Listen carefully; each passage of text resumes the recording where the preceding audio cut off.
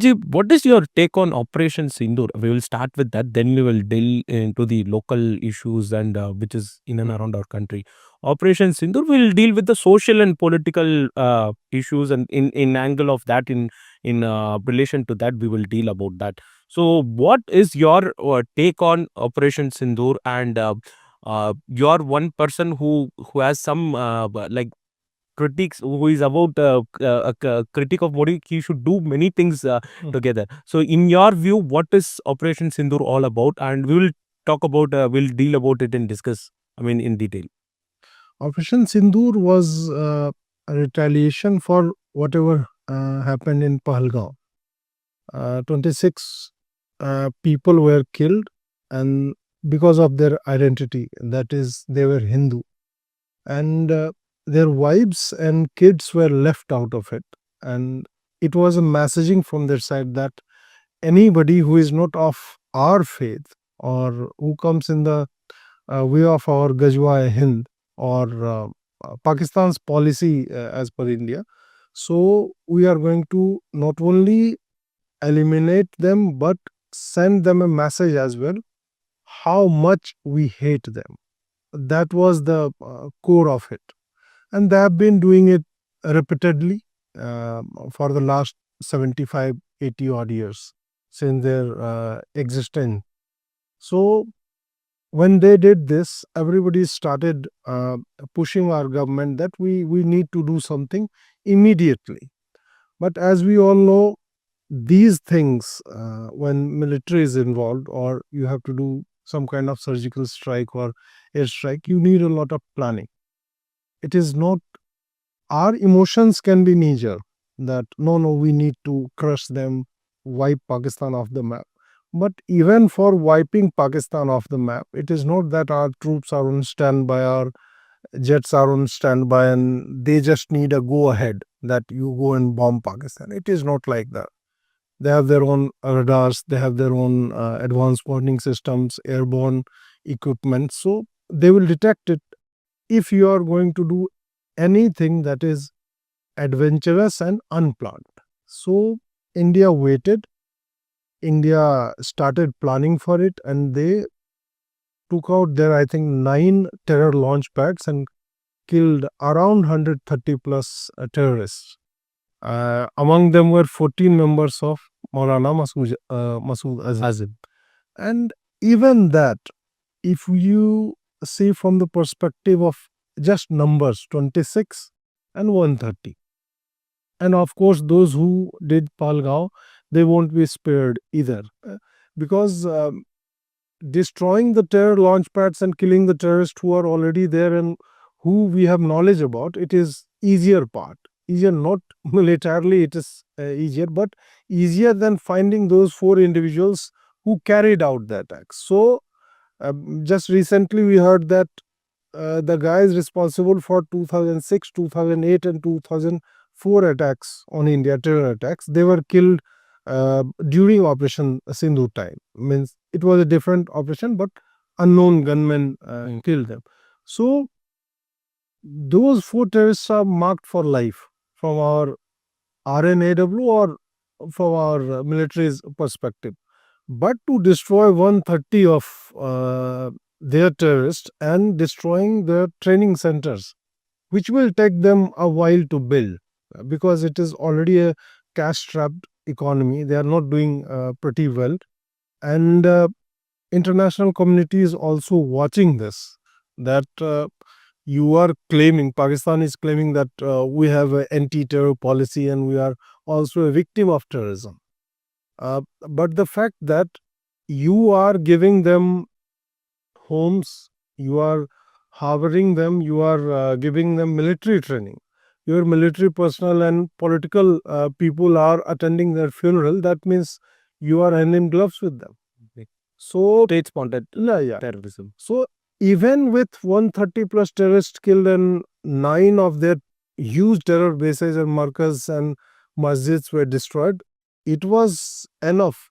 We can call it a good revenge. But again, 26 Indians are not equal to 130 Pakistanis. 26 Indian might not be equal to 26,000 Pakistanis. Exactly. Because we are a different people. They are a different people. They have this jihad and terrorism and lot of other things on mind which are fundamentally negative and fundamentally uh, inherently against our very own existence, because we are kafir for them. We are Hindus. Okay. And here we are Indians who are going by, doing our things, going to our jobs, going on vacations, celebrating with family and all. We are not indulged in, planning for terror attack on other nations or teaching our kids how to hold an AK. So we cannot equate that with that Exactly. 130. But then even 130 is good enough, and our government would have convinced us that we have avenged them, and Temporarily. meanwhile we will keep looking for the culprits.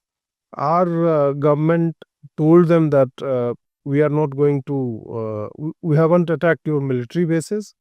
We have not done any military action inside your territory. You are telling that you are against terrorists, and we kill them for you, in a way. So you should not be retaliating or escalating it. But Pakistan, being Pakistan, they escalated it. They sent swarms of drones, and then the next day they sent even a missile towards Delhi, which was neutralized in Sirsa, Haryana. So Indian military, they knew that they are going to do Something. things. Yeah. When Shahbaz Sharif told that we were about to strike and India strike there around 4:30 with the BrahMos. He said that we were waiting for our Fajr ki Nawaz, and we were planning to attack them, but India sent their BrahMos. So India then, it was their, in a way, plan B. If Pakistan doesn't listen, then we are going to show them what we are capable of. So they sent their cheap drones and all. Most of their drones were neutralized electronically, they were jammed, and those which were not jammable per se, they were neutralized by our artillery guns, and then some bigger missiles they sent. It was killed by our Akash, and then I think S-400 was also 400. used. Then India obviously attacked their 11, 12 of their air force bases, including their nuclear weapons depot, which they have denied. Obviously, they will keep denying it because it is as such. So this was overall Operation Sindoor, which has been paused, and I think. Do you think this is the right way to deal Pakistan? Because we have sent buses in our past and we have tried to maintain our relationship. But do you think this is the exact way to deal with Pakistan? See, what Pakistan does and what India has been doing, Pakistan has exhausted our goodwill. And you might have heard the story of Sadhu and the scorpion.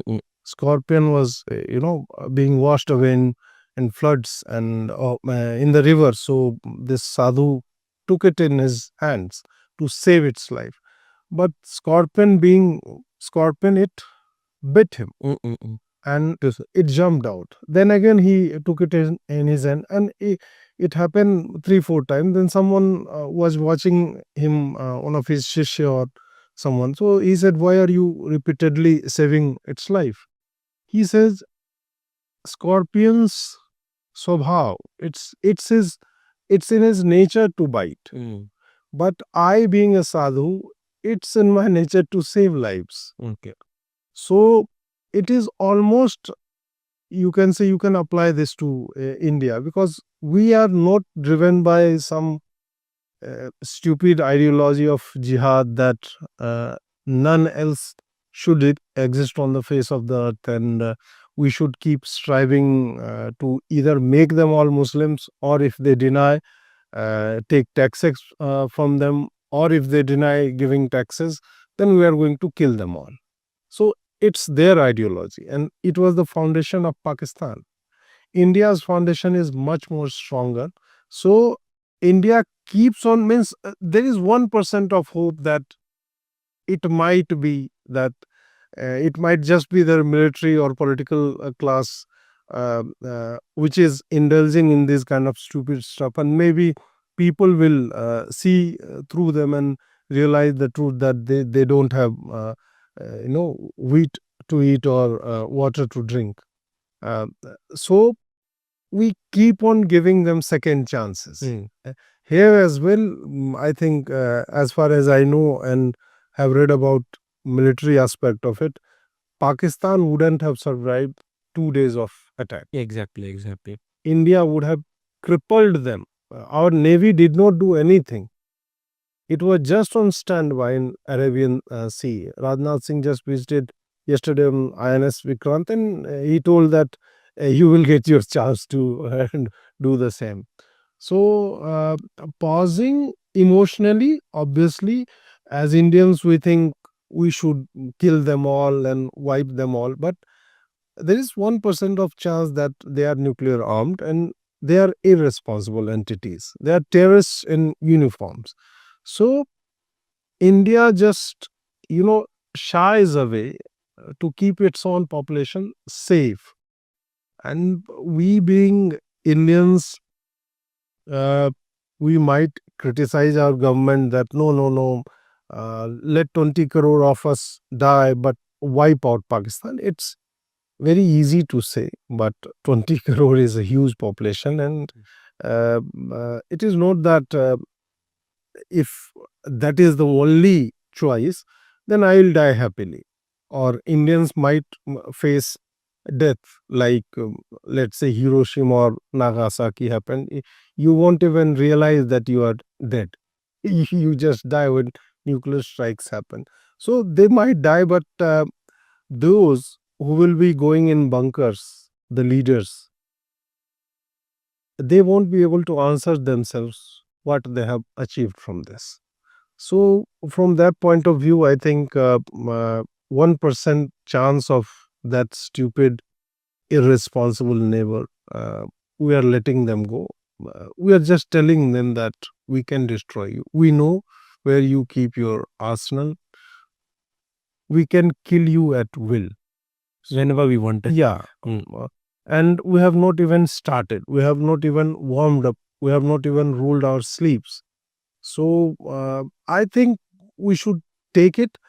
And as far as pausing the Operation Sindoor goes, we must realize that it is not just about air strike, surgical strike, and then hitting them deep 300 kilometers inside that territory.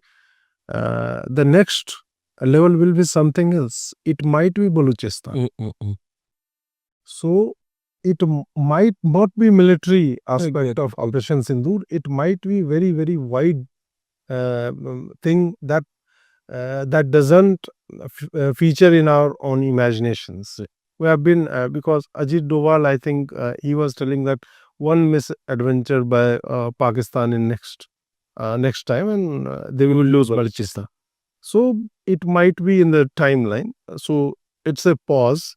They are waiting for Pakistan to do something stupid, and then something else will happen. Okay. Since this Operation Sindoor, you mentioned about the surgical strike also. There has been a recent news that Congress has also done surgical strikes during their tenure. So what's your take on that? Because they have released, I think, a 2 to 3 minutes video also somewhere in 2014, somewhere in 2012. We don't know that, but they seems to be releasing a graphic video. So what is your take on that? No, see, it is not that our armed forces did not cross LOC. Exactly. But surgical strike is a completely different thing. Crossing the LOC, 100 meters. You cross, you kill and return. That is not surgical strike. That is almost everyday adventure for forward post. Not every day, but they do it. They do it here and there. They did it in, I think, Myanmar border before Uri strikes happened. So with the help of government, I think. Yeah. So they keep on doing these things. So uh, Congress's definition of surgical strike is different from what armed forces thinks. I think um, even when they claim that they had done several surgical strikes, there was an army person. I just saw the video today itself, and obviously in 2016 as well. They said that there was no surgical strike prior to September. When Manmohan Singh said that, Yeah. let on record. So, if you say that our army men firing into their territory is surgical strikes, so obviously they do it every day. But RTI reveals that there was no such thing as surgical strikes prior to that. And leave that all aside. What did you do after 26/11? 26. What did you do? Our Air Force was on standby. They were waiting for orders. They could avenge it. So you did not do anything just because of vote bank politics. You could have done. And it is not that Manmohan Singh had to go and fight. You just had to say, yes, let's do this, the way Modi did. And it was not Modi that who had a gun in his hand or he was shooting down drones. No, he just said, our chief, that it is your area of expertise. You plan, and whatever support you want, that is all provided to you. You don't have to worry about it.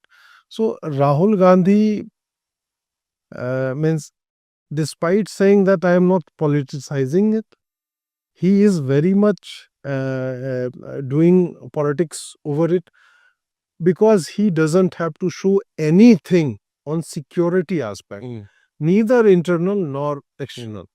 So all he can do is cry over it and claim that, oh no, we did it first.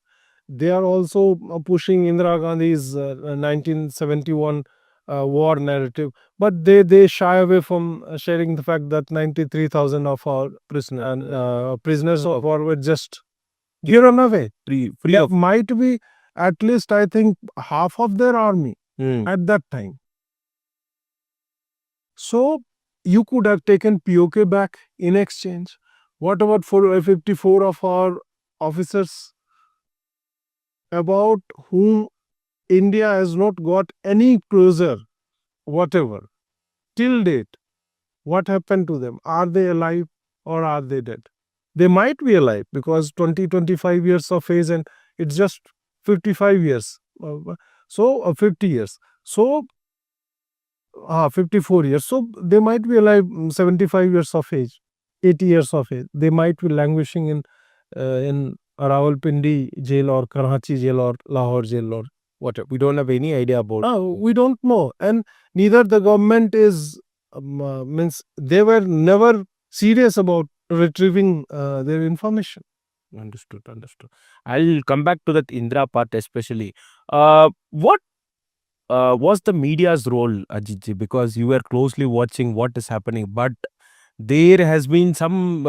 Did we fight the narrative correctly? Because from the government side, also from the Indian media side, also, and I think some news came that Indian Air Force jets have been strike down on the early morning of 7th, when the Operation Syndoor was started, with no exact details or with no exact proof.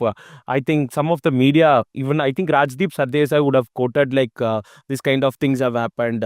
What was the media's role? How did the media act accordingly? Did they act based on their ethics? And secondly, did we fight the narrative in a right manner? Did we fought the narrative in a right manner this time? What is your take on that? As far as the jet downing story goes, it was the Hindus journalist. Exactly. So Rajdeep shared that on WhatsApp. There was a photograph of some jet part, and 99.9% of us, we don't know how jets behave, Exactly. we just know how jets look. It is made of say weapons grade aluminum or whatever alloy or something like that. So whatever silver kind of things or aluminum colored things fall down from sky, we think it was a jet shot down. It was fuselage, means fuel tank. It is disposable in several jets. So it was dropped because you need to drop extra weight sometimes when you are in combat situation. So it was found somewhere. So photographs were taken and it was publicized as India lost, its jets. So instead of celebrating what India did in the intervening night of 6th and 7th of May, our media, especially not all of the media, but the usual suspects, they were busy looking for such stories. They have always been busy looking for such stories where India can be shown as a defeated nation, or we have lost in a weaker position. Yeah, we have lost more than what we gained, or whatever we are drumming up about our victory or things we did to Pakistan. It was looped up, so everybody lapped up, started tweeting about it, and within an hour or so, fact checks came in because there are many veterans who know how things work and they know. So even army or air force PR personnel, they didn't have to do any fact check. People did the fact check because that is the nature of social media. Now on the narrative part, I'll speak on it in two ways. One part is our mainstream media. Mainstream media's narrative war came on, I think, 9th night when Karachi captured, Lahore destroys, these kind of things started, pouring on. We were using Pakistan in the Twitter itself. Yeah. So people started criticizing it by the morning, that this is irresponsible journalism, it is too much of jingoistic narrative and all. But being from media itself, I know why these kind of narratives on that particular day was done and should be done again. Because those who don't know how Pakistan panicked watching this all, because a person living in Lahore would not know what is happening in Karachi. There is blackout, there might not be internet access, or till the time you verify, you have already been in a panic situation. And it was late in the night. So India's or Indian media's purpose for doing such things, and it was aided by social media as well. In social media, we always claim that right wing is not, cohesive, or there is no central command structure that guides them to put things out in the world cohesively at one point in time, that somebody says that these are the pointers and we need to tweet about it. But whenever it is a question or a subject of nationalism, these scattered individuals, be it me, you, or somebody else, they start tweeting from their own positions without any kind of guidance.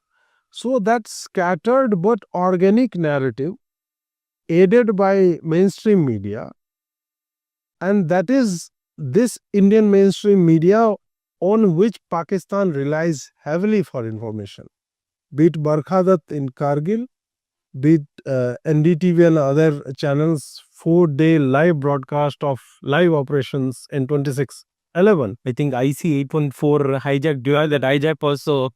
Oh, they rely on in media. Yeah, they never thought that Indian media would cheat them in this way. And there is one thing that it was started by some person that we need to lie about it. We need to send them in panic. So there has to be a limit to it. But seeing the TRPs or viewership going upwards, they did not know when to stop.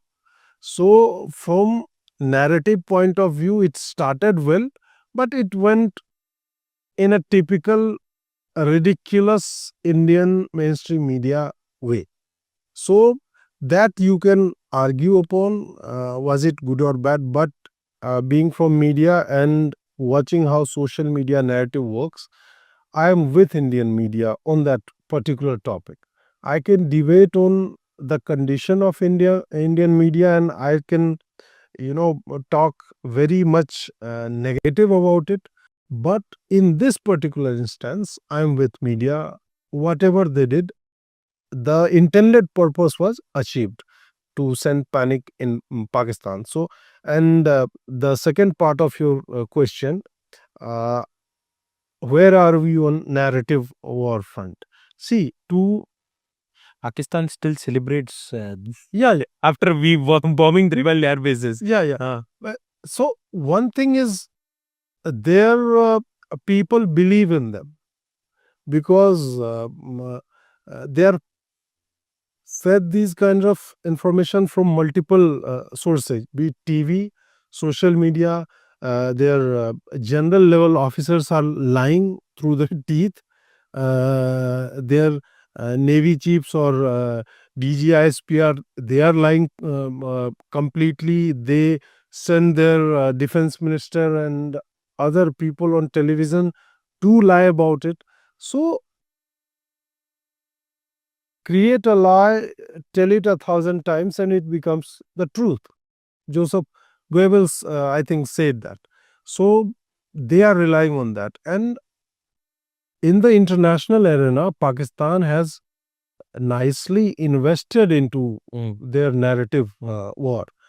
They pay foreign journalists through their embassies. There are several programs conducted. definitely. And they pay foreign correspondents who are in Pakistan as well. So locally, whatever they are fed, they oblige the Pakistani government, and internationally, they always take pro-Pakistan stance. So there they win. India has not invested anything into narrative or informational warfare. I think today itself, CDS General Chauhan, he said that 15% of Indian Army's time while the operations were going on, it was dedicated to fighting the narrative. Like news is propaganda from Pakistan.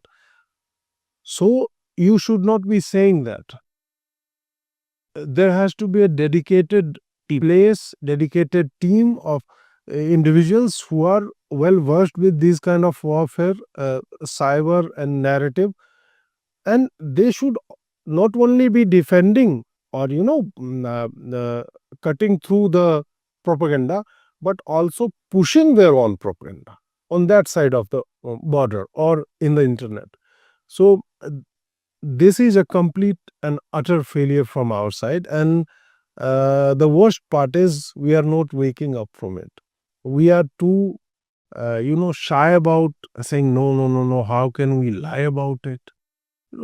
It is a very moral and simplistic kind of approach, in a world where these things are, I think, mainstay for uh, nations which are in conflict or planning for wars or planning for bleeding through thousand cuts, a kind of thing. Got it. Got it. Apart from mainstream media, I would like to ask you about the various social media handles who are sitting in India and tweeting against Operation Sindoor, against the Indian interest. It is not about the BJP government, it is against the Indian interest, I would say. And they do that apart from, they do this for well, I can name several handles like be it Dururati or be it Zubair or be it Arfa. Their routine is like this only. They spread lies about India, they spread lies about the government, so and so. But when we are in a war situation, they acted so weirdly, so anti-nationally, we can say. And we can there are much more Ravish, there are much more handles or much more personalities who are doing such things. We have been named the zero point 0.5 friend. Like we are fighting a battle with Pakistan, and the zero point 0.5 friend is also battling towards the side of Pakistan, we can say. There has been for the first 2 days there has been de-escalation tweets which was coming in, and the last day it was like India needs Indra, like some kind of such tweets were also coming in. What is your take, especially on this event? Like for first 2 days, de-escalate, and then India needs Indra. No, even before the first 2 days, they were baying for blood. They were, they thought that Modi is not going to do anything about it. So they were pushing Modi. Why are we not avenging them? These are the individuals. They are claiming that no, Modi is weak. Modi can't do anything. Modi just let the terrorists get away from India. ये जुमलाबाज है. Modi is just, pata hua dul and all kinds of stuff. And as I said earlier, that these things need planning, and planning has to be completely perfect. Our weapon systems might be down. We might lose a jet or two, or even 5. Let's believe in that Pakistani propaganda. That What happens is there will be some losses. there has to be some losses. But did we lose any personnel? No. That is the official step. Exactly. On losing some equipments, he said that DG operations, he said that no, we are in a war-like situation and there will be losses. So he did not deny it. So I believe that we might have lost a jet or two. I don't know. Might be we didn't lose anything. Who knows? But then when they were pushing towards it, they did not realize that how bad it can get for Pakistan. And if you look at Modi and how he has responded to these situations, the proportion of destructions has increased every time. Surgical strike was limited. Airstrike was bigger than that. And Operation Sindoor is much bigger. It is huge. Given the fact that Pakistan is nuclear armed. Exactly. We had a nuclear base itself. Killing some terrorists, they can tolerate, but destroying their air bases, destroying their equipments, almost $5 billion worth, destroying their jets sitting in the hangar itself. They did not get a chance to go airborne. So that means a lot. It was completely and hugely disproportionate response. The leftists in India did not expect that. Okay. And they are either on payroll, they are being paid, or just, being Muslim or being leftist. They hate Modi so much. Their hatred started from Modi, then it turned into anti-Bhajpa, then it turned into anti-RSS and Bhajpa, then it has turned into anti-Hindu and ultimately into anti-India. So their hatred had also escalated as time passed. So now they are like Pakistan will be destroyed if India keeps on pushing for it. So when India started doing the Air Force base and all, they were like, no, de-escalate. No, war doesn't win you anything. Everybody loses in a war. There are kids dying. Even our side, we lost, I think, 16 people in Pool sector.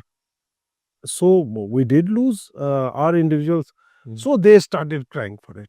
So either you should have stayed silent, or you should have said that, okay, terrorists kill them, India should kill the terrorist. But you were like, why Pakistan off the map? You were challenging Modi for it. And when Modi started, suddenly de-escalate on, everything started happen. Then India did a pause to Operation Sindoor after Pakistan begged for it, because Pakistan, for first 2 days, they did not do anything. They were in attacking mode. They thought we can, handle it. We have superior F-16s and all. So they thought they can handle it. India used decoy drones to send electronic and radar signatures, that of Sukhoi and Rafale, and it was like $1,000 or so, very cheap equipments, and their systems were engaged this side, and India sent its BrahMos and other missiles. I think Scalp and Hunter, or I don't know the names. So we we showed them their place, and then these individuals started to realize, or maybe their handlers told them, that you should drum up the narrative of de-escalation.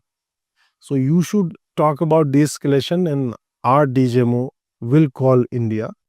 And he called at 3:15 p.m. on 10th, I think.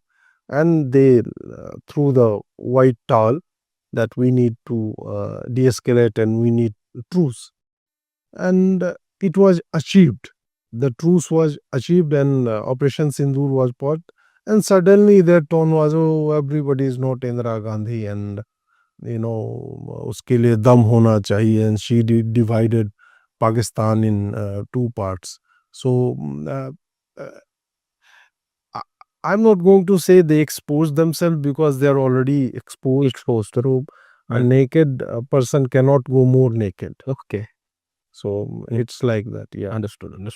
POK, since you mentioned Balochistan, POK is categorically we have in the map it is our part, but administratively it is under the Pakistan's government. What will be the chances to get back uh, POK? Because that might be the ultimate aim of the present government, and even Prime Minister, while he was addressing the nation, he told that if it is going to be talks with Pakistan, it is going to be on terror and on POK only. I think this is the very first time he's been mentioning POK in a very open statement after the election manifesto. So, what are the chances? What do you think we'll get back? How do you think we'll get back the POK, sir?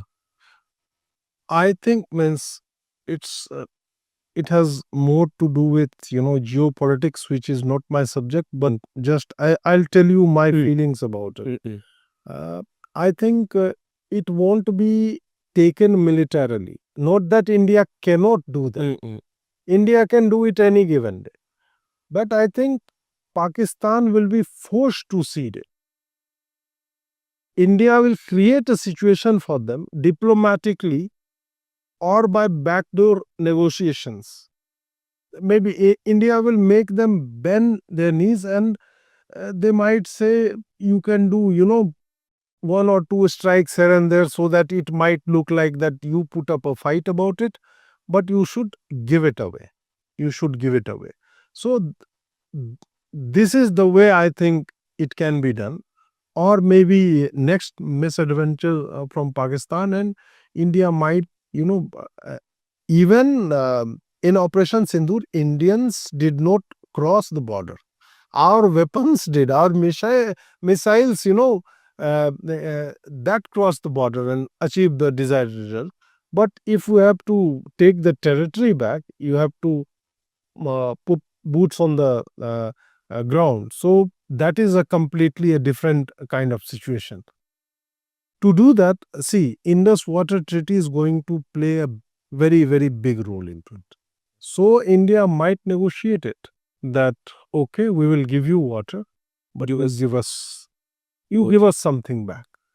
Or India might make it very tough for Pakistan to deal with Balochistan by providing them arms and other kind of supports. They claim that 30% of territory is under their control. BLA's control. So they might create a situation on that front so harsh that it is not in their control anymore to deal with it nicely. So they might ask India, or India can ask that you vacate this side and we'll let you have it.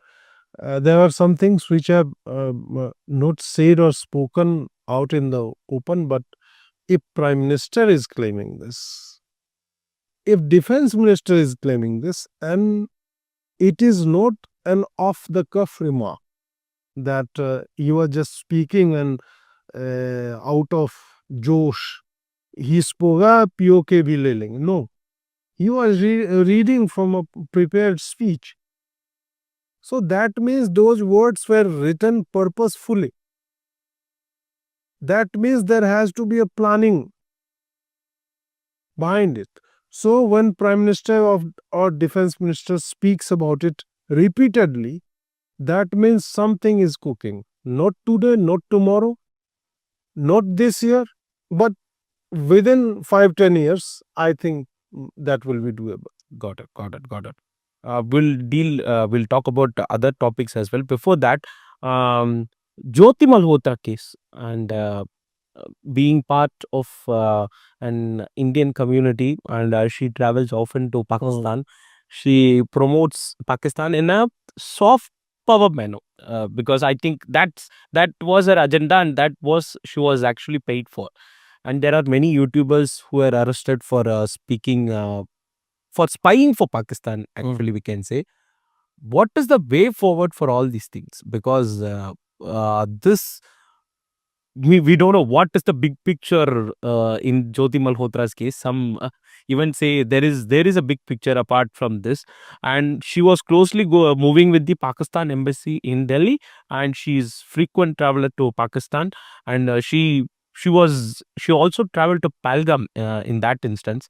So what is the future case that these things can be stopped, because all our security agents are active, and we also have some sources, but this kind of a soft power, like at the end of the day, it gives an weaker image to the rest of the world as well. Like, look, your person is there, someone who is doing work for Pakistan. So what is the way to stop all these kind of activities? See, at first, it is a failure by our government that we could not identify them before Pahalgam happened. It is the job of why I was saying that this government has not even started on narrative and informational warfare front, because digital space is one of the big aspects of any kind of conflict that we are having with, be it Pakistan or China or Bangladesh, our neighbors. So when you don't have that kind of infrastructure, you are not going to put a tab on certain individuals that you are saying, oh, these guys are visiting Pakistan. They just have 100,000, subscriber on YouTube. What is their purpose, and how many times are they visiting, and what kind of stuff they are putting out? So these had to be earmarked. And there was only one Hindu, Jyoti Malhotra, which I think has converted to Islam. Other than that, there were 6 Christians and Muslims, mainly 12 Muslims, I think. But only one name. Yeah, only one name pops up. Yeah. So see the power of their informational narrative. That we are discussing only Jyoti Malhotra and not other 15 individuals. I think I forget. Yeah. So the thing is, this is the result of not being invested enough to identify these individuals prior to certain incidents. When you start asking them questions, why are you visiting? Because you have the data, how many, people are going to Pakistan. And you know what is their occupation.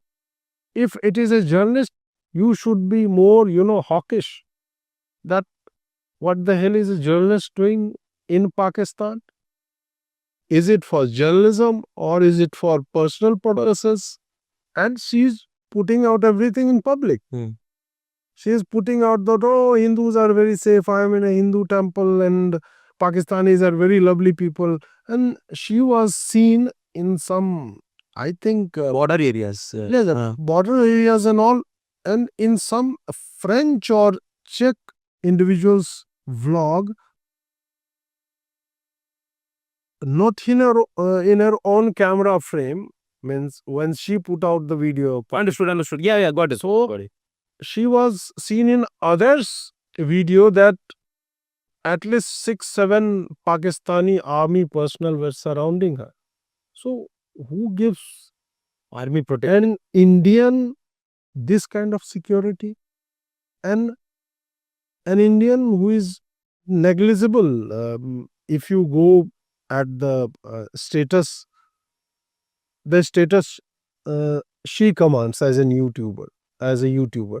So not many people are watching her. So 6 army personnel with AK-47s in their hands. So that should have been identified prior to Pahalgaon or prior to Operation Sindoor. So when you don't have that kind of infrastructure, you always wake up late. Even to realize that there were 5 lakh Pakistanis residing in India overstaying their visas or converting their short-term visas in long-term visas. There were individuals who came to watch a cricket match in Kanpur in 2011 or 2007, and they have been staying here ever since. So, do our immigration department and passport guys or external affairs ministry, why don't they maintain any such data that how many have come, how many have gone? Or the passport that you stamped for entry, has that number been stamped for exit? Exactly. This is a very basic kind of software thing. Exactly. You can, print it out and you can ask for their whereabouts. You can ring them or alert the individuals that he or she has come from this border, might be residing here and there. You did not do. Even for immigration aspect, when you go to any other nation, they ask for a local phone number. So you could have called them. You did not call them. You were waiting for something to happen, and then so be it Jyoti Malhotra or any other's case, it is more of our fault. I am not telling that Pahalgaon was our fault, because 1,000 times we succeed, one time they have to succeed. So I can say that there might be lapse, it happens, but in cases like Jyoti Malhotra or Pakistani personnel, I think it was a very big oversight, and nobody is still bothered that we should start filtering them out. Understood, understood. If you are going into enemy territory, enemy nations, what is your purpose of visit? You should apprise the individuals who must know about it, local police station or somewhere. Understood. I just want to bring a special case here. Gaurav Gokai. From the before Operation Sindoor itself, Himanta was completely exposing Gaurav in front of the media and in the internet, in Twitter, something else as well. He himself accepted that he went to Pakistan and his wife is closely connected with Pakistan. So and so. And Himanta has given a number of allegations on Gaurav actually. Oh, what is the case happening? What is the development happening in case of Gaurav Gokai? See, having a Pakistani wife or Italian wife or Spanish wife is not a crime. Even having your wife being, visiting Pakistani embassy is not a crime. But when you are holding the post of a member of parliament, it is incumbent on you that you inform the police station or external affairs ministry that this is my wife and she has been working for maybe Soros, going to Pakistan embassy, has a history of working with Pakistan. Because when you are a member of parliament, you get certain privileges. Your phone cannot be tapped like other individuals. So many things, you cannot be surveilled without your explicit permission or permission from higher authority. So It happened with, I think, Rahul Gandhi as well, that he visited China or met with Chinese officials. And it is a protocol that you need to inform your own external affairs minister. Exactly. That what were the merits of meeting, Meeting. what was the purpose of They that. were a member of parliament Yeah. at the end of the day. So Gaurav Gogoi, whatever he did or whatever her wife is doing, it is none of our business. But when it is concerned with Pakistan or China security or enemy nations, so you should have informed rather than being probed and pushed to declare it. Himanta Vishwa Sarma has been telling this thing for 1 year now, or more than 1 year. But just a day or two prior to this recording, I think Gaurav Gogoi accepted that. So you should have accepted it the first day itself. You were pushed, you were exposed, your information was made public multiple times. And at the end of the day, you said, okay, whatever he was saying is right. So that raises, the suspicion aspect of it. And why were you trying to hide it? Why were you not forthcoming? If you are, so much Bharat Mata ki jai and you swear on your patriotism, why did you not care to follow the laid out procedures? Understood. Coming to the local topics, we will discuss that the strike on the hit on Naxalism. I think there was some war cries which were happening from their left side as well. And currently, Chhattisgarh have been, I think Amit Shah is frequently visiting Chhattisgarh and taking down the Naxal forces, striking down the Naxal forces have been happening in a very huge manner. So, give us a brief insight about what happened in Chhattisgarh and what is the way forward of that. Not only Chhattisgarh, means even before Amit Shah became the Home Minister, Rajnath Singh did a good job of containing Naxalism. Why? Because it was Narendra Modi's idea that before we fight the external enemies, we need to secure our Internal. Given Manmohan Singh during his tenure told that our internal problems are way higher. Yeah. And it was telling, some Dantewa happens, 76 of our soldiers are slain and ambushed. Then something else, Gadchiroli happens and 46 are killed in action there. So these things were happening frequently. And we were all getting just, numbers. This many dead, this many killed, this many ambushed. There was no proper planning how to deal with it. What Narendra Modi did was, through Rajnath Singh and later Amit Shah, escalated it at multiple levels. Rajnath Singh was more traditional in the approach that, okay, police should be given some space and you need weapons, we'll provide it. We need to cut their funding and all. So he did a good job till 2019, and when Amit Shah took over, he saw the problem as multi-pronged. It is not that Naxals need to be killed. No. Before you kill the Naxals, choke their funding. So 20,000 foreign funded NGOs were shut down in India.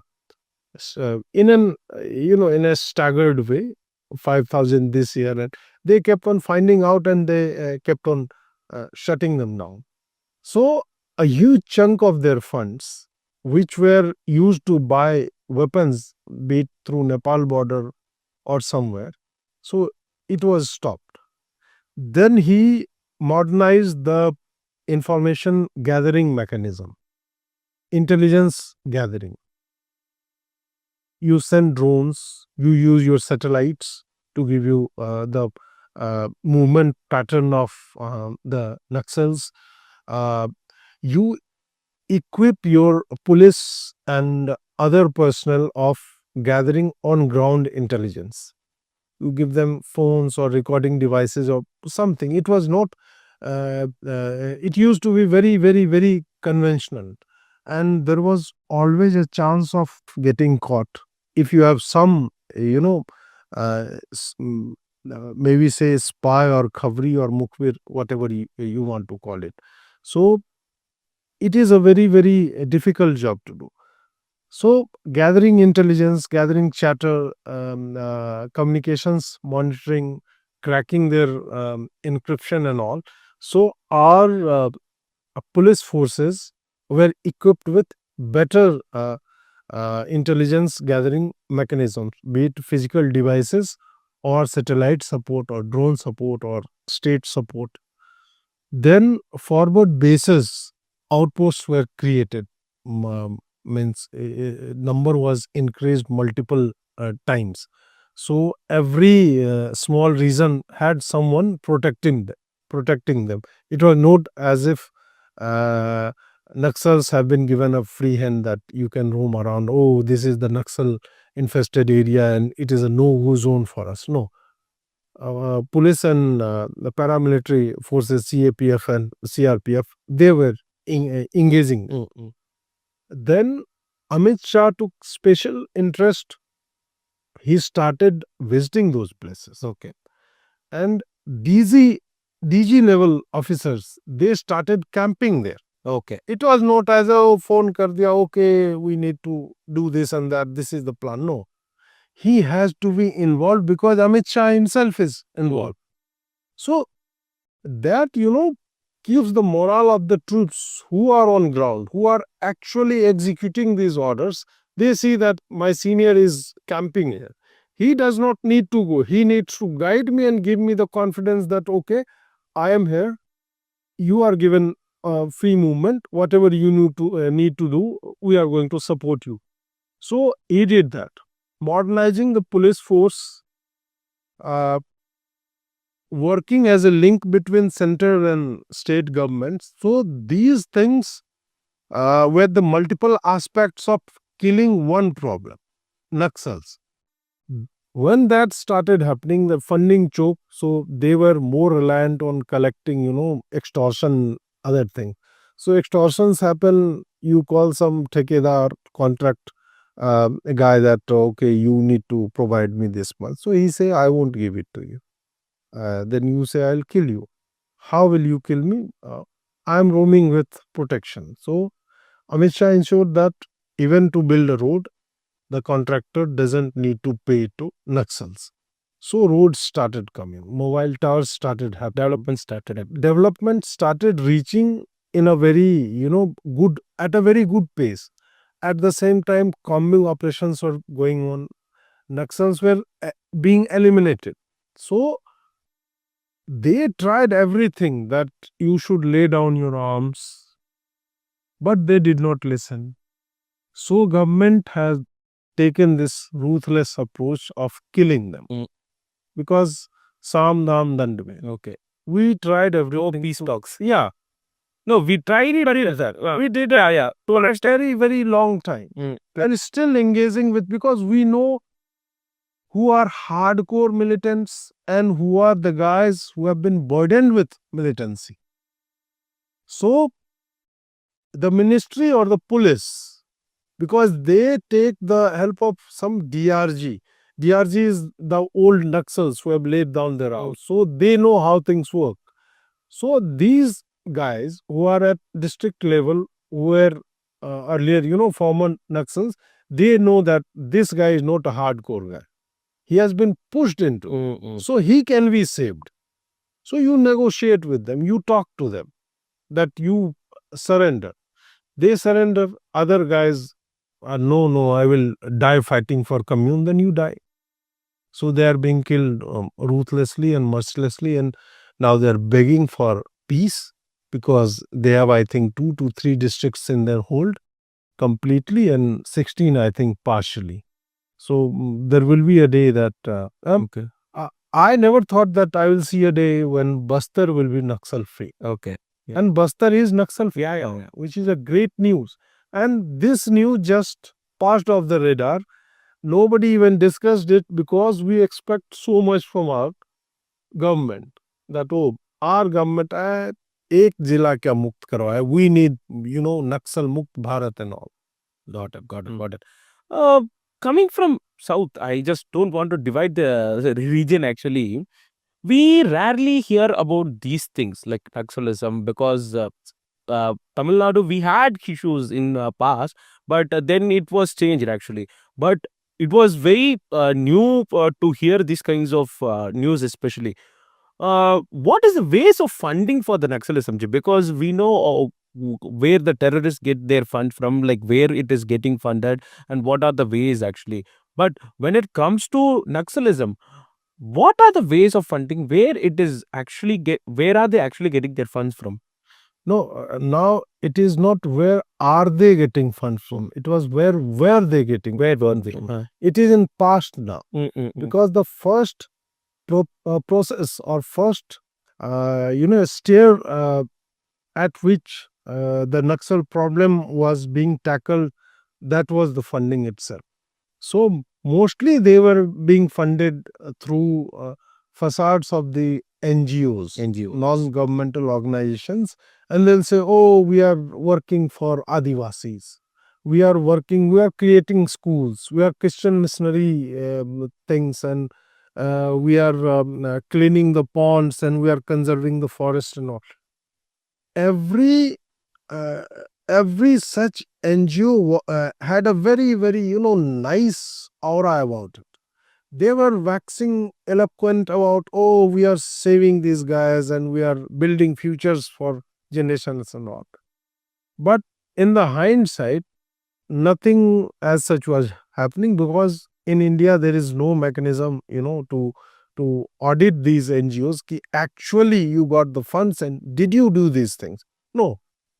PETA, I think, gets multiple, millions of dollars, and 70% of their donations they use in just official operational expenses, salary, and logistics and all. So only 30% goes into actual work, which should be otherwise.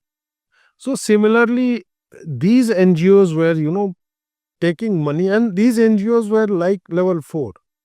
So this NGO will get from this NGO. This will get from this. Internal circulation. And this will go from some Soros or OSF or Omedia network. Foreign funding. Yeah. So it was so much routed and rerouted that you would not, in the first instance, you would not believe that who are the actual funders.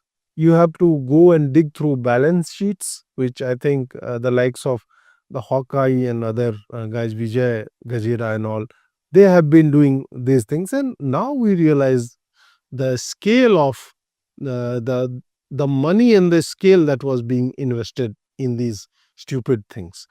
Not only they were buying weapons from it, but when one of them is caught, like in Bhima Korega, one of them is caught, so they will make a lot of hue and cry about, they will buy people in media, they'll give money to anchors and all, so that they push their narrative. Understood. To give them covering fire. That no, this is very inhuman. Sai Baba is, wheelchair bound. He has medical issues and all. And attacking the government through Nukkad Natak, through campus activism and politics. Urban Naxals. Yeah, urban Naxals. So that was one aspect of it. So when the funding was choked through NGOs, they had to rely on Tendu Patta collection tax, and then some contract guy extortion money or kidnapping and all. So it was limited. So major source of funding were the NGOs. Direct funding cannot be given to Naxals because it is a banned organization. Okay. So you cannot directly fund them. So you have to route it. Got it. So, what is your rating on the government based on this internal security? From you told Rajnath Singh to Amit Shah ji, are we successful in neutralizing the internal security and internal threats? There are two types of internal threats in India. One is radical Islam, other is Naxalism. Naxalism's one aspect is intertwined with Islamic jihad or riots or radicalization that is going on. So if you divide it in, there are 10 points. So 5 out of 5 for Naxal things I'll give. But on the Islamic radicalization front, it is a different kind of monster. It is not as easy as the Naxals, because Naxals live inside jungles. They have weapons on them. They have a certain source of funding which is illegitimate. So you can stop them. But radicals are a different kind of thing, because their funding is from madrasa, which is not illegal. They don't have weapons like AK-47 and all. They have stones in hand, acid pouches, Molotov cocktail, petrol bombs and all. So they rely on that kind of thing. I told you that Naxals, a part of Naxalite ideology is intertwined with their radical Islamic thing, because right now in India, Islam doesn't have the what you say, intellectual firepower. Okay. To save them, they still rely on leftists, Weapons and leftists. like Ajit Anjum, or let's say Ravish or Rajdeep and all. So whenever Islamists will create havoc, or they indulge in rioting, these are the guys who are going to defend them. Okay. So here left gives them intellectual firepower or covering fire, and in lieu of that kind of service, at many a times, Islamists, when there is no issue of particular concern to them or their community, like Kisan Andolan, Islamists had nothing to do there, but they were supporting them. Or some other random stuff happening somewhere.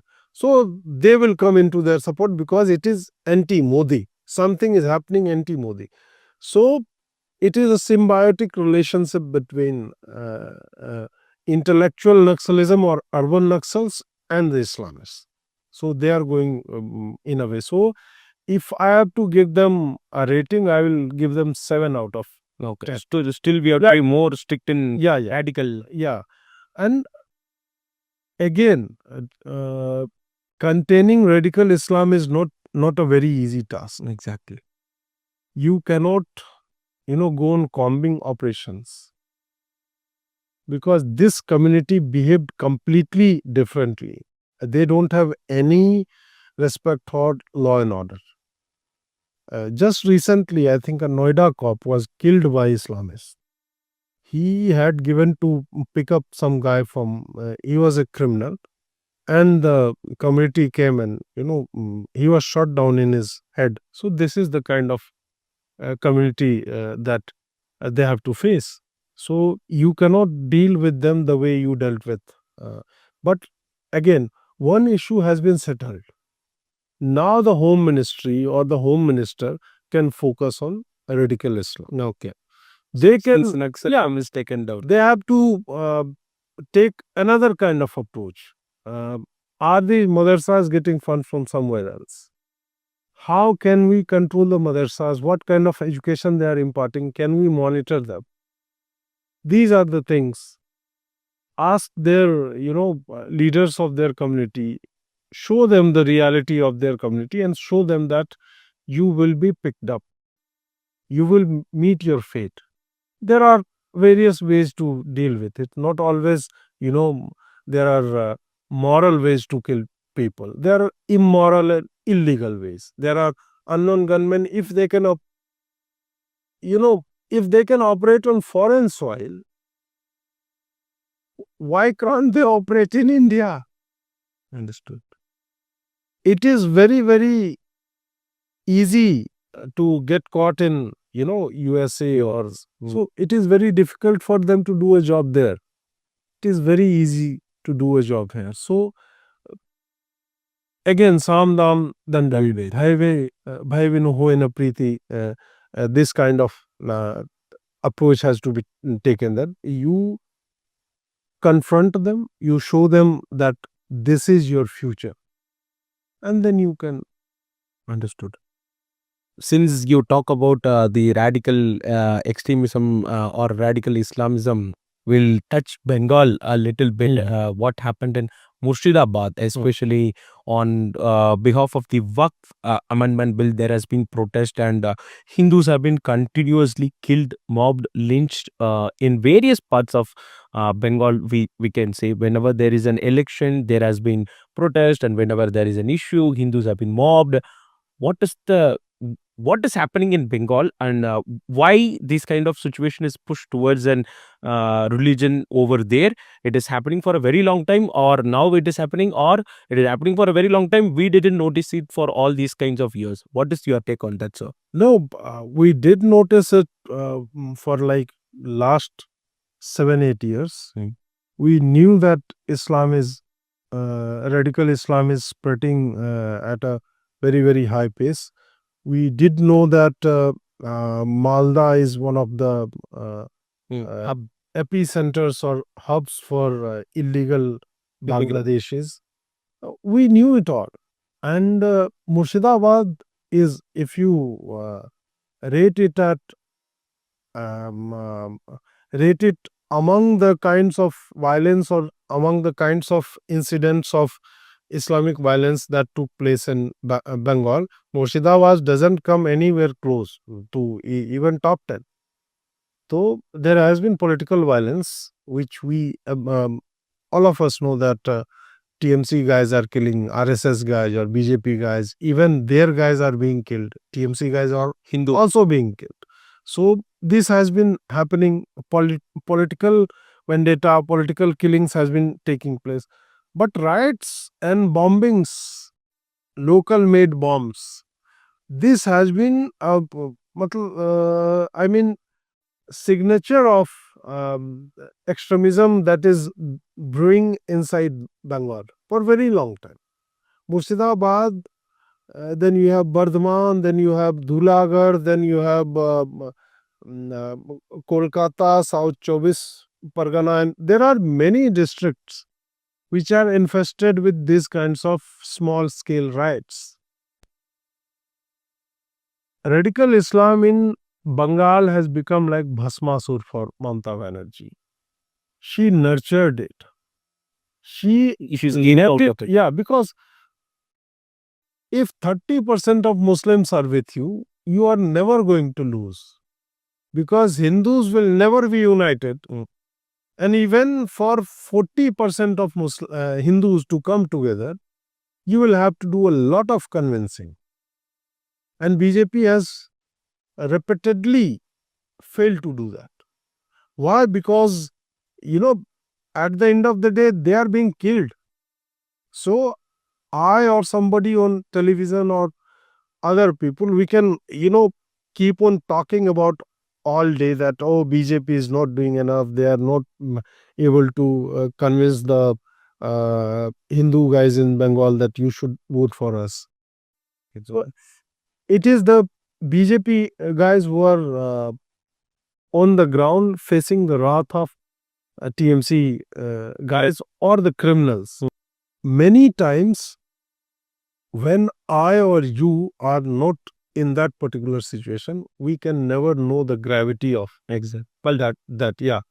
we don't know what kind of violence. Violence is not just, somebody is coming and killing. Violence is also the fact that your wife or your daughter is being told that you should come to party office. What happened in Sandesh Khali, the Sheikh Shah Jahan case. So you come to our party office. Otherwise, I'll kill your brother or your. Hey, this is open thread, but I'll tell you something which I've heard from my friends. There has been areas which have been voting, which have started to shift voting for the BJP. They have started to cut current in those particular areas. They have started to cut the water supply which is going for those areas. These basic things, it's like threatening the. Yeah. This has been happening for a very long time, but since the shift is happening towards BJP, this is also happening for a common, this okay, this is kind of a party workers or something. But even for a common people, this kind of approach is happening actually. Yeah, so they will threaten you not with violence, but apart from the fact that you quoted, the central government schemes are disbursed by the state itself, so that won't reach you if you are Exactly. any way connected to BJP. State government schemes not going to reach you.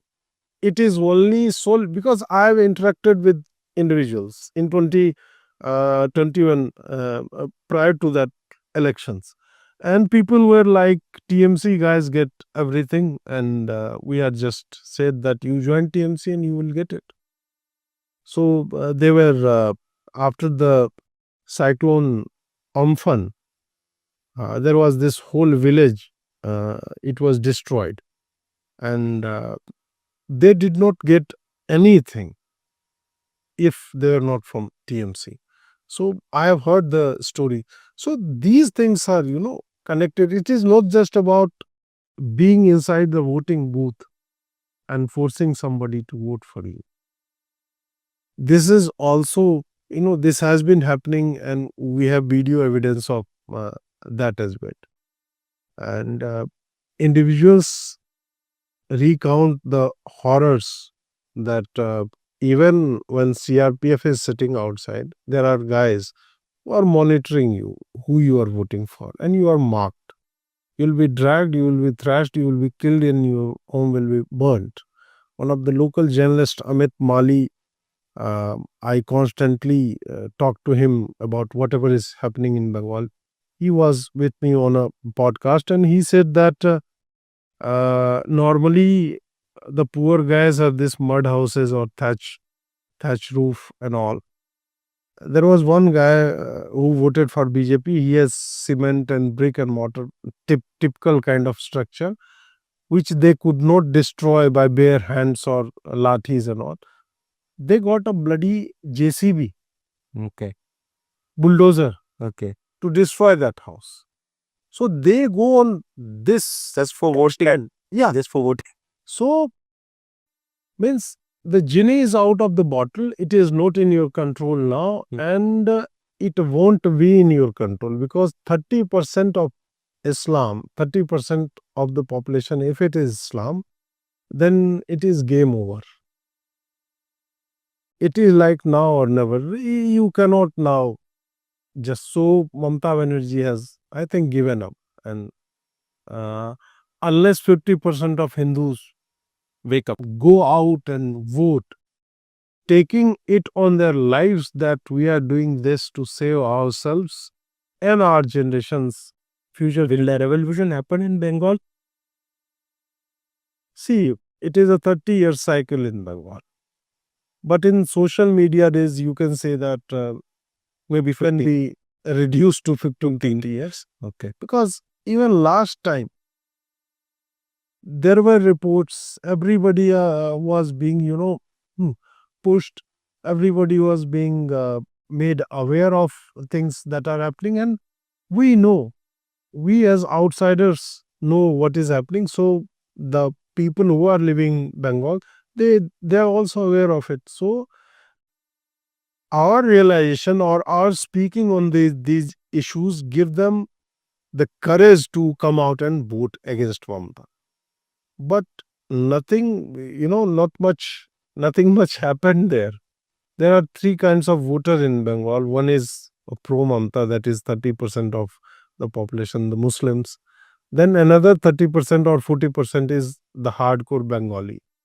Then the 30%, next 30% is those who have been in Bengal for last 1 or 2 generations, like the Biharis or UP guys or other migrants who have gone there to because Kolkata was the hub of there were many mills before the leftist came and destroyed it all. So they have been living for 2-3 generations and all. So these Hindus who are migrants, they are pro BJP. The hardcore Bengali, which is means pure Bengali, if you can say that, they are in the still in leftist era of, you know, watching a dilapidated building and saying, "Oh, this is our culture." So they are in that zone, and 30% of Muslims they vote for Mamta. So the 40%, that is the swaying thing. If they sway towards, so that can be figured out. But I highly doubt it. Okay. So we have to wait and watch for that kind of an instance. And let us come to your home state, Yeah. Bihar. Bihar is facing the elections, and we see all kind of narratives and social media warfares and hot stories which have started coming from Bihar, especially. Jeep, as we all know, Bihar is politically active. Give us a glimpse about what Bihar politics is, because we'll go from that. Then we'll have an eye on all these politics over there. So give us an glimpse about what is all about Bihar politics, because we we know that highest number of IAS officers comes from Bihar, and we have heard that Bihar is very, very politically active in that case. So give us a glimpse about that. See, the IS thing, I think it was Mm. correct a while ago, till 10 years ago, but right now I'm not sure about it. Okay. And the other aspect is we have been giving IS officers, but you see our state is in shitty condition. It is not in a great condition. Even after misrule of Lalu Prasad Yadav and all, 20 years, 20 odd years, out of which 15 were complete in control with BJP and JDU, Nitish Kumar's government, but nothing of importance or on developmental aspect, not much has happened.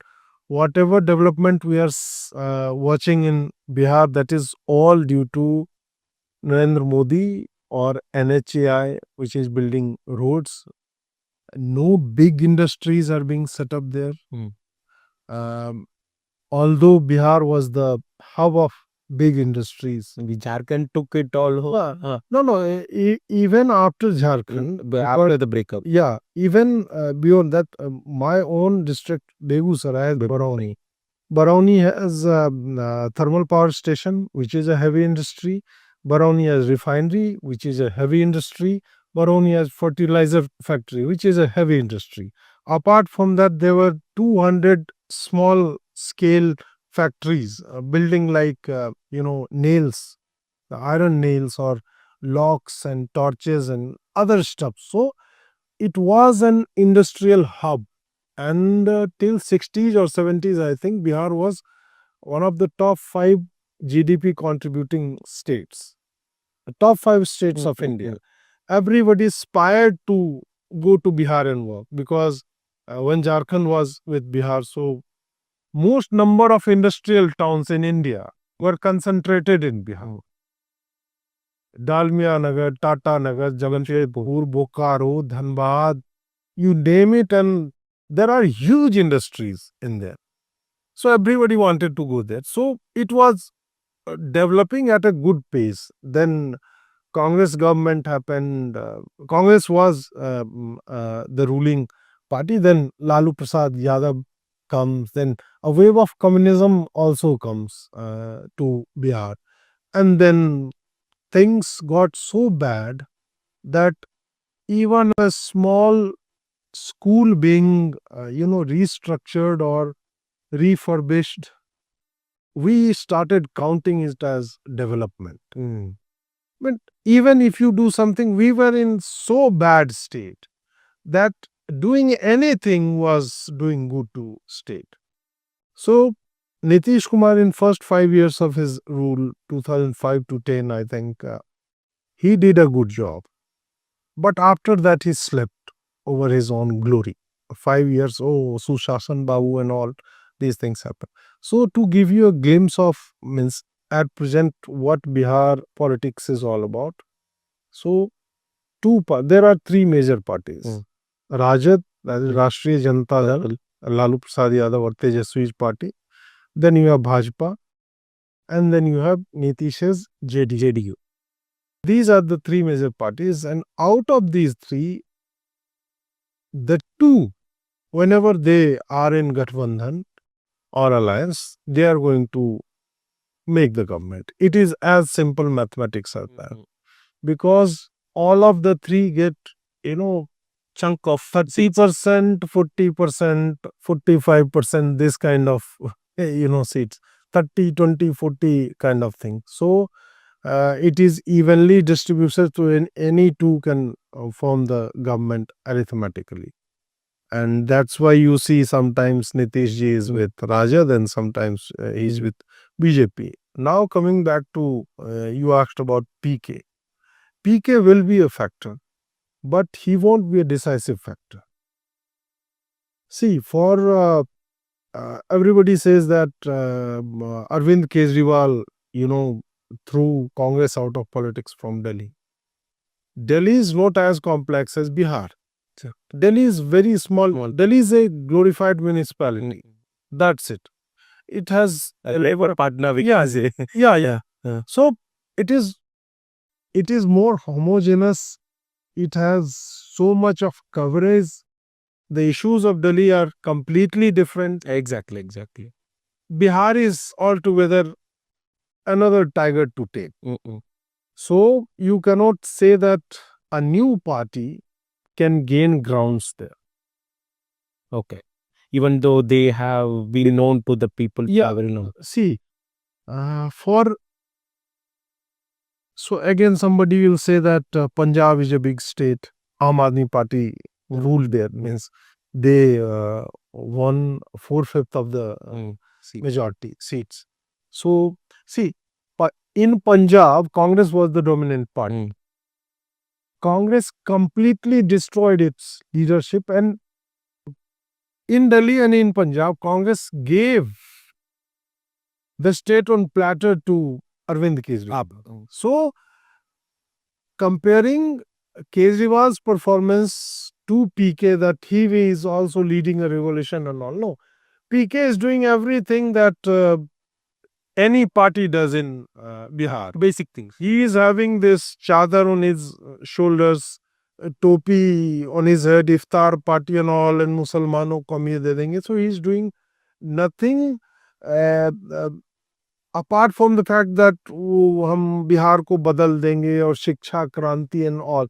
These are, jargons, political jargons that everybody throws around vehemently without any policy or purpose. So Prashant Kishore is exactly doing that thing. But the thing is, Prashant Kishore is, he is appealing to the educated youth who has seen 15 years of sluggish Bihar, who has not seen the bad days of Lalu Prasad Yadav. Because Lalu Prasad Yadav was like in my childhood and my adolescence. In my youth, it was Jadyu, Nitish Kumar. So I know the pain. I know that social fabric. I know the environment, the industry of kidnapping. I know all. I think you have mentioned it in the recent video. Lalu's jungle. Right. And I know how kidnapping was an industry, how the Savarn or upper caste guys were being chopped by Naxals. 38 guys in a day. These kind of things were happening in the name of Samajik Nyaya and all. So I know all that. The newer voters don't know that. For them, it is fantasy. They say, oh, no. This is exaggeration. Because Rashtriya Janata Dal's social media cell has been teaching them, no. Samajik Nyaya ka masiha hai Lalu ji. And he had not done any such thing. This is all Sanghi conspiracy. So, a large chunk of new voters actually believes in that kind of thing, that it is a conspiracy. So, their PK has some value. For the next generation. Yeah. Newer guys might vote for BJP, and traditionally, educated lot votes for BJP. That happened, means it is even in Indian context, the voters of BJP, if you see the profile, most of them are graduates. Or if you see that, illiterate people or lesser than matriculation, they vote for the likes of Congress or RJD and all. So This is the data. In Bihar also, it is the same situation. Right now, last year, Jharkhand elections happened. In Jharkhand as well, the urban guys overwhelmingly voted for BJP. The tribal population where there is lack of education and access. And I won't tell that they are illiterate or they are educated in their own ways. And BJP could not take reach out to masses forward in Adivasi area. So that's not, but I am just telling you that in urban guys, most of them are educated and they vote for BJP. Similarly, that thing happens in Bihar as well. So PK will be affecting that. Okay. BJP's vote. BJP's vote. Okay. It will be affecting, but it won't be able to make a bigger dent that BJP might start to lose its seats. Not in these elections. In 2030 or in 2029 Lok Sabha elections, I see Prashant Kishore as a threat if BJP doesn't change its ways. Okay. Then he can be In approaching an approach of Bihar. Yeah. Okay. Because BJP could not groom any good leader Okay. in last 20 years. Okay. They are not even interested in grooming a good leader as of now. Samrat Chaudhary is from, means his family, he himself from Rashtriya Janata Dal, Lalu's party. Lalu's party. He is your state chief. He is your Deputy Minister. Up-Mukhyamantri, yeah, Deputy CM.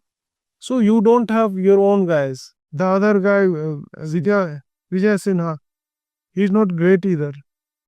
He's just, you give him something, you write it on his palms or a chit, then he will speak. That kind of guy. So I don't have much hopes from BJP. They will form the government. Or no other local people like No. Giriraj Singh, someone. Giriraj Singh is very old now. Okay. Young face should be. Yeah, his age is not on his side. Then there is Nityanand Rai. Very good leader, but he's too soft-spoken to be Bihar's leader. Okay. To handle all these. In Bihar, you need rowdy kind of individuals. We had they just written that. Yeah. So he is very, very nice guy. Very good minister. He is Minister of Home. Very nice person, but somehow, and I'm not saying that he cannot be. I'm saying it that nobody is even pushing him. If you have to make somebody the leader of state like Bihar, you start to push them. You give them space to speak in maybe Sansad, Lok Sabha, or press conferences or not, but you won't see him being pushed. And he comes from Yadav community. Okay. So that is Nityanand. Yeah. Okay. Caste is also on his. Yeah. And he speaks very nicely. Okay. But then again, the thing that you expect aggression is missing from him. Okay. It might not be in his nature. Okay. But time has to tell. Yeah. But But in that case, will Chirag Paswan be the future phase of Bihar itself from the NDA side? See, I have talked with Chirag. Okay. And he has this aspiration of being the chief minister. Oh. But he won't be the chief minister now or 5 years later. He has age on his side, maybe 30 years down the line. Okay. Or 20 years down the line. 20 years, okay. Because at present, he has to fight with NDA. Chirag was a big factor in JDU's decline last election. Because he was technically part of NDA. He did not put his candidate on BJP's opposition, but he did put it in JDU's. And it affected 52 seats. Okay. 52 seats, which is huge. Okay. JDU was reduced to 43 or 44. 43. So see, Chirag Paswan's LJP has to make the party a prime candidate. launch. If you are playing second fiddle, third fiddle to an alliance, uh, how long will you be doing that? Because you will always be treated as the third party in the alliance. So you will always be at the mercy of the larger parties, that how many seats they give to fight to you. Mm-mm. So he'll have to think it out how he wants to pursue his politics in Bihar. I have high hopes from him because he's very articulate. Okay. He's raw. He has the vision that Bihar can change. Okay. So I have hopes from him. But at the same time, I know that he's not going to merge his party to BJP. Okay. If he does that, then I don't know what happened. For a greater cause. Yeah, but he's one of those guys that I admire him a lot, even if he's not from the party I support. But I think all the LJP leaders are very young, like Rajesh Verma, Sambhavi Chaudhary, all these are very young in that case, actually.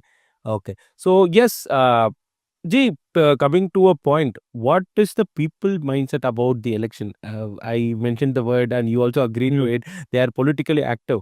So when it comes to elections, I think BJP was the 1 or 2 seats less than RJD last time. 73 and so RJD was 75 if I'm not wrong. And so what will be the people's mindset for this election, this era elections? see, people have realized that the old politics of Samajik Nyaya and this and that doesn't work anymore. So usually Biharis are said that, oh, you vote on caste lines, but I think every single state, every single nation on earth votes on caste or caucus lines. Even in Tamil Nadu, you have Tamil governments and this and that. Caste groups are finalized. Exactly. And leaders are given tickets based on Exactly. That is everywhere. everywhere same thing. Even in US you have Hispanics, you have Colombians and this migrant and brown and Pakistani Muslim Majoritarian from that area. Yeah, exactly. But Bihar is, at the receiving end, because Bihar has so many problems that you throw another problem at it and we say, okay, this is also happening in Bihar. Okay. It is like that. Caste politics is everywhere. Without caste, you can't do politics in India. This is a fact. But in Bihar, it is not just about caste. Narendra Modi has done enough for the poor and downtrodden community that they are ditching the likes of Lalu Yadav's party. Okay. Rajad's 75 seats were not the result of Tejasvi Yadav or Rajad's policy or their manifesto. Rajad's 75 had a lot to do with 52 seats that LJP damaged for JDU. Okay. So Rajad will be around 45, 50 seats. And that 25 seat will come into kitty of either JDU or LJP or BJP itself. Understood. So last time around, when Rajat got these many seats and actually became the single largest party, it was not purely because of their actions, but they got an advantage due to LJP's doing.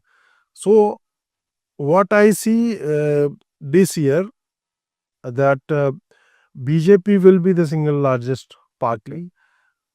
I hope BJP retires Nitish Kumar, convinces him to retire, because he is not physically well now. Okay. Even at mental level, and I'm not mocking him, because we have seen some videos. Yeah. So he is not in good health. Okay. Mental health or physical health. Okay. So, and last time around, he said that this is my last election. So let's believe his words only. So let him go away, put someone who has vision, because Narendra Modi or Amit Shah, they are good at identified individuals. Do not put some rubber stamp individual.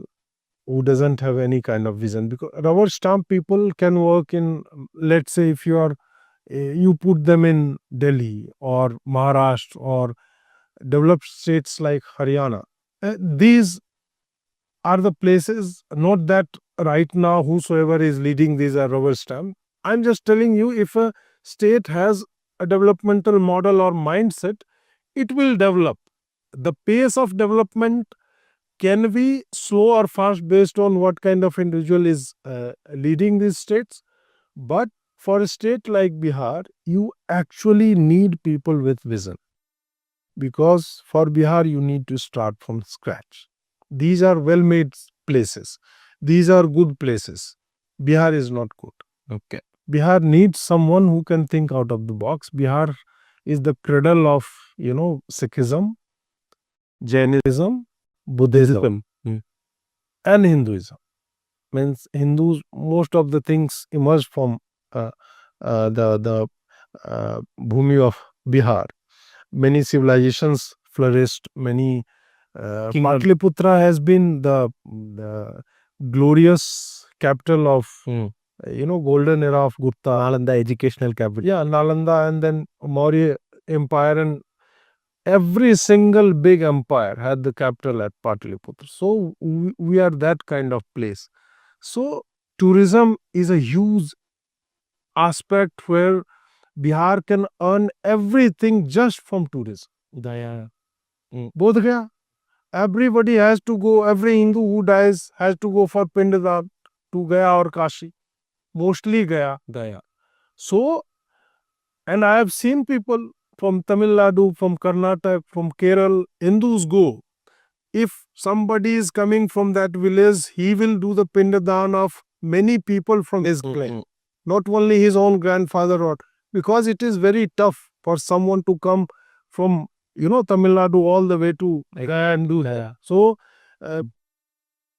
these are the aspects of Bihar that can be figured out, that can be taken on public-private partnership. Hotels can be built around. Small economies, economic hubs can be created. These are the plans that somebody needs to come up with, and from there, when you start to get revenue from tourism, you can take it out in other places. Other things are figured out. In education, Bihar has been given good number of schools. All Sarkari government schools are, they do have buildings. They are giving proper salaries every month. So these things are figured out. Okay. Nutrition is being given through midday meals and all. Housing has been provided to poor. So now, yeah, you need to take the second leap. So for that, you need somebody who has good vision and who know how to execute his vision. If he or she doesn't have the funds, paisa nahi hai, still you need to figure it out. Okay. That you take money from market. There are individuals who will be willing to spend money if you give them good law and order. UP is the great example. Okay. Got it. We will talk about two questions, and then I have some personal things to ask about your career itself, Ji. What is the future of Congress? Because we have discussed a lot about from Kashmir to Bihar. What is the future of Congress as you seen? Because they had some hopes after the result of 2024 elections. Then they had a complete washout in Haryana, Maharashtra, and in Delhi, as they did it in 2014 and 2020 and 2015 as well. So how do you see the future of Congress throughout India? Can Congress think outside the Nehru family? Because you can state n number of leaders from every state, like Sachin Pilot to Shashi Tharoor to many people, like we can keep on stating them. And what is the future of Congress apart from can they think apart from the Nehruvian family? Can they think? They technically can, but they won't. Okay. That is one thing, and that is one of the reasons that is holding them back, because they have very, many well-read people in their ranks. people with good exposure in governance, they have this. They have Harvard and Oxford and Yale and foreign educated individuals who are very articulate, who can speak, who can make policies if given a guiding line that we have to do this. So they have this. But when it is like make the leader of the pack a dog, means a pack of lions led by a dog, it will get all the lions and dog killed. But if a lion is the leader, it will lead to victory, even a pack of dogs. So it is like that. If you have a dumb person who is devoid of any kind of original thinking, then you are not going to make much progress. Even the thing that you said, they got 99 seats in election.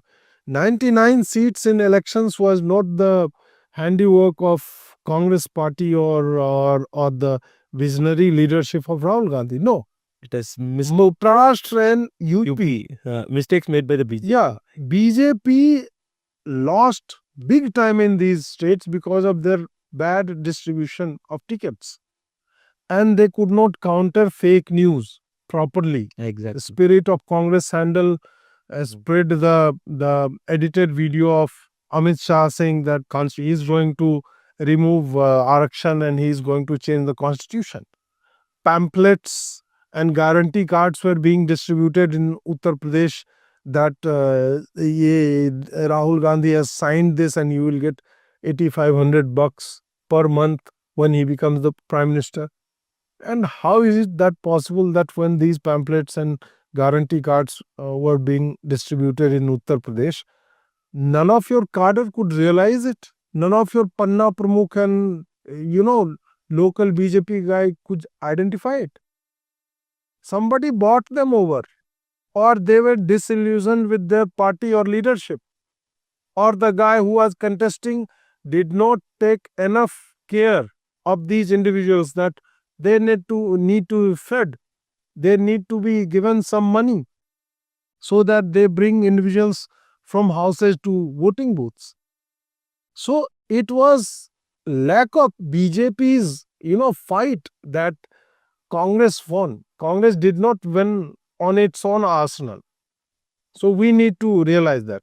As far as the future goes, Congress will linger around. It will stay. It will hover around 50, 40, 60 seats and like that. It will hold on to one or two states at a time. I see them losing Karnataka. I see them losing Himachal. Himachal, they will Overall in 3 states. yeah, and only Telangana they are going to hold. And I am pretty sure in coming 4 years, they will do something stupid in Telangana that they will lose Telangana to either BRS or NBJP. So their future is going to be this only. Lok Sabha 52, 55, 65 seats, and here and there in states, one or two states. Understood. What will be the future of BJP? Because right now everything is banking on Prime Minister Modi, and who will succeed Modi is a very big question. I think there are n number of players we can show on, and what is your take on that, Ajit ji? See, this is a hypothetical question, and if there has to be a leader, the obvious choice, the popular choice, that is Yogi Adityanath. Okay. But the thing with running a state and running a country, it is very vastly different things. Narendra Modi of Gujarat was a different beast. Narendra Modi of India is a different entity. He is being accused of being soft. He is not Hindu enough. He is not doing enough for Hindutva. And we can factually, assert that on Places of Worship Act, on the Ancient Monuments Acts, on Waqf Act. BJP did not do Much expected. whatever was expected from them. They did not do enough on it. So they cannot claim that, oh, we built Ram Mandir and all. ठीक है, you did that. But what after that? So there will always be questions that what is the hardcore pro-Hindutva thing that you did. But that is not in scope of our, question right now. So hypothetically, maybe Yogi Adityanath might succeed, or I think Amit Shah. Amit Shah is very silent kind of individuals, but you see the results that he is bringing. Nobody could think about that BJP was going to win Chhattisgarh. Haryana 2024. Haryana was like, before I think 10, 15 days ahead of the elections, Congress was celebrating. We were confident that Congress is going to win. Even in Maharashtra, we thought that BJP will, return, but not overwhelmingly. So in Chhattisgarh particularly, I always talk about it because I talked someone from his team that how it was done. Okay. So he said that after the loss in Karnataka, B.L. Santosh was in charge and he was overseeing Karnataka, I think. And he was appalled that how can we lose, and J.P. Nadda was obviously the Adhyaksh. How can we lose to Congress on the charge of corruption? Even BJP was corrupt, but losing out to Congress on corruption is completely unheard and unexpected thing. So when Chhattisgarh elections came, and Chhattisgarh was also focused due to the Naxal issue. So Amit Shah started, going there. He took everything in his hands, started asking the ticket seekers their daily routine. He gave them cards. When do you wake up? What do you take in breakfast? Where do you go? Okay. So breakfast, it doesn't have to be at your place. You have to be in some, Karyakarta's house, or even better, if you can go to any voter's house in your area. Okay. Lunch, how many people did you meet? What are the issues that you discussed today? And it was in a format that needs to be uploaded every single day. So he did this thing sitting there. He made everybody accountable for these things. And that's how Chhattisgarh was won. Obviously, Raman Singh's failures and all, that was a part of it. But defense and attack, both kind of thing. So he's very good at strategizing. And we have seen that in 325 seats in Uttar Pradesh in 2017. So we have seen this. So he has potential as well. But Yogi is more vocal. He is more seen. Amit Shah is not seen as much. He's a strategist. Yeah. He is, he speaks only when required, and he speaks only as much is required. If you see, he's very tough guy to interview, because if you ask a question for 30 seconds, 45 seconds, and he will answer you in 15 seconds. Okay. That's very sharp. Sharp and crispy. Yeah. That is not you cannot stretch it to say 60 minutes, even 30 minutes. Amit Shah is not the 30-minute kind of. Okay. He is 10 minutes, 20 minutes. You will exhaust your questions. For talking with me, you will have, say, 12 questions, and for one question, I can talk about 5, 7, 10 minutes if the topic is like that.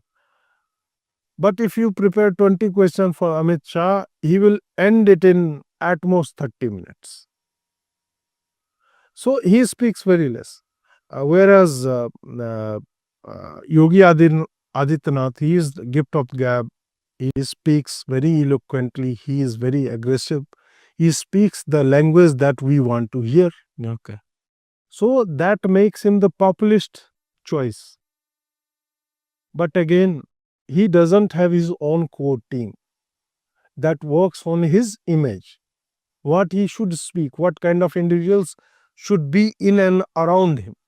Because UP has been rebranded doing very well on economic front, but at the same time, there are multiple problems. I live in Noida. As we are recording, the light has gone away Okay. during the daytime. Mm-mm. There is no reason for electricity to vanish, Mm. but it does. And I'll tell you 7 to 8 times a day in Noida. Okay, that too in Noida. Yeah, I have the battery backup of inverter. I have 3 big batteries. So I can, Sustain. stretch it out. But somebody from electricity department is being either paid by the inverter lobby or battery lobby. Okay. Somebody, I'm just assuming. Otherwise, because I am being sent news items from UP government's media team every single day, that Yogi ji has said that even in rural households, without any proper reason, electricity cannot be cut down. 24-hour electricity has to go there. But I am in Noida and this is happening. Then again on corruption, the local level corruption, that MCD level means municipality level corruption, it is rampant. Okay. Without personal branding plus help of narrative and all. So he is the popular face, but still he needs more.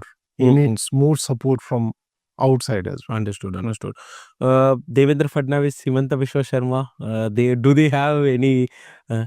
Devenji, obviously he does have, and he has age on his side as well, but he needs to prove more on Stay. because it was during his tenure Ajit Pawar became CM, deputy CM. He became CM for 3 days. So these are the decisions which is not in line with a good strategist. Himanta Biswa Sarma, very small state. So see, if by just being in news, your leadership credentials are not proven. For UP, why Yogi's name comes up very often is the fact that Yogi has killed the mafia. He has created this space where law and order is just. It is there, it exists. So you can rely on good law and order. So companies are coming and investing. Understood. It has set its sights on $1 trillion economy, which is being copied by other states. Even Maharashtra is eyeing that. Tamil Nadu too. Yeah, Tamil Nadu as well. So with Maharashtra, you have stock exchange, you are the financial capital of India. So these are the things you already have on your side. So Devendra Fadnavis will have to do much more than Yogi Adityanath. Okay. So that's why I said, but these are obviously, they are the second line of leadership. So these are the good prospects, and let's see.